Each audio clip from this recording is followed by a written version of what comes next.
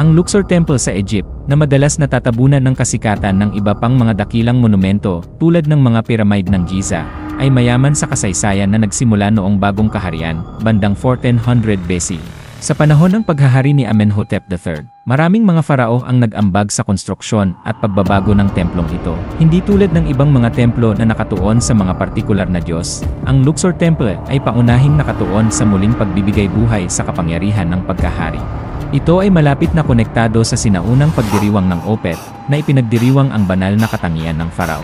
Sa pagdiriwang na ito, ang mga estatwa ni Amun, Mot, at Khonsu ay dinadala mula sa Karnak Temple patungo sa Luxor para sa mga seremonyang nagpapakita ng papel ng Farao bilang banal na pinuno. Bagamat si Amenhotep III ang nagtatag ng templo, ang mga sumunod na Farao, tulad nina Tutankhamun, Ramses II, at Alexander the Great ay nagdagdag ng kani-kanilang mga kontribusyon. Lalo nang pinalawak at binago ni Ramses II ang templo, kabilang na ang konstruksyon ng kamanghamanghang kolonade. Ang kanyang mga dambuhalang estatwa sa pasukan ay nagsisilbing patunay ng kanyang kapangyarihan at ang relihiyosong kahalagahan ng lugar. Noong ika-4 na siglo CE, tulad ng maraming ibang templong Egyptian, nagsimulang magdusa ang Luxor Temple sa ilalim ng pamumuno ng mga Kristiyano. Ang templo ay ginawang simbahan, at maraming orihinal na relief at estatwa ang nasira. Sa kabila nito, nanatili ang kagandahan at kahalagahan ng templo, bagamat sa isang binagong anyo. Ang templo ay natabunan ng mga siglo ng buhangin hanggang sa simulan ng French archaeologist na si Jean-François Champollion ang pagdedecode ng mga hieroglyph noong unang bahagi ng ika-19 na siglo. Malawakang paghuhukay ang nakatuklas ng mga kamanghamanghang artifact at relief na nagbibigay liwanag sa masalimuot nitong kasaysayan. Ang pagtuklas ng isang dambuhalang estatwa ni Amenhotep III noong dekada 1900 ay isang mahalagang milestone sa pag-unawa sa papel ng lugar na ito. Ang lokasyon ng Luxor Temple ay mahalaga sa relihiyong sinaunang Egyptian. Nakatayo ito sa pampang ng Nile, na sumisimbolo sa aksis sa pagitan ng buhay at kabilang buhay.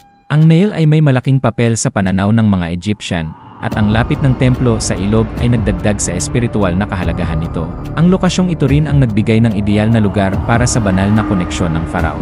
Ang arkitektura ng Luxor Temple ay idinisenyo upang bigyang diin ang banal na otoridad ng Farao. Hindi ito nakatuon sa sanctuaries ng mga Diyos, kundi sa muling pagbibigay buhay ng pagkahari, na ginagawa itong natatanging halimbawa ng templo na inialay sa banal na papel at pag-renew ng buhay ng haring nabubuhay. Ang napakalaking gateway, o pylon, na itinayo ni Ramses II, ang nagsisilbing pasukan ng templo. Itinatampok nito ang mga matatayog na relief na naglalarawan ng labanan sa Kadesh, isang mahalagang kampanya militar kung saan inangkin ni Ramses II ang tagumpay. Ang pylon ay isang patunay ng kanyang kapangyarihan at kasanayan sa propaganda. Sa magkabilang gilid ng pasukan ay mga dambuhalang estatwa ni Ramses II na nagpapakita ng kanyang kadakilaan. Orihinal na may dalawang pink granite obelisk sa harap ng pylon, ngunit isa na lamang ang nananatili sa lugar. Ang isa ay ibinigay sa France noong ika-19 na siglo at ngayon ay nakatayo sa Place de la Concorde sa Paris. Paglampas sa pylon, makikita ang isang malawak na bukas na courtyard na napapalibutan ng dobleng hanay ng mga kolumn na may disenyo ng papyrus bundle na itinayo rin ni Ramses II. Ang courtyard na ito ay nagsilbing lugar ng pagtitipon para sa mga pampublikong seremonya at prosesyon, at ang disenyo nito ay nagpapakita ng maayos na kombinasyon ng kadakilaan at kaayusan. Ang Luxor Temple ay patuloy na ginamit bilang lugar ng pagsamba sa iba't ibang panahon. Mula sa sinaunang pinagmulan nito, naging kampo ng militar ng mga Romano, pagkatapos ay isang simbahan ng mga Kristiyano, at kalaunan ay isang moske ng Islam.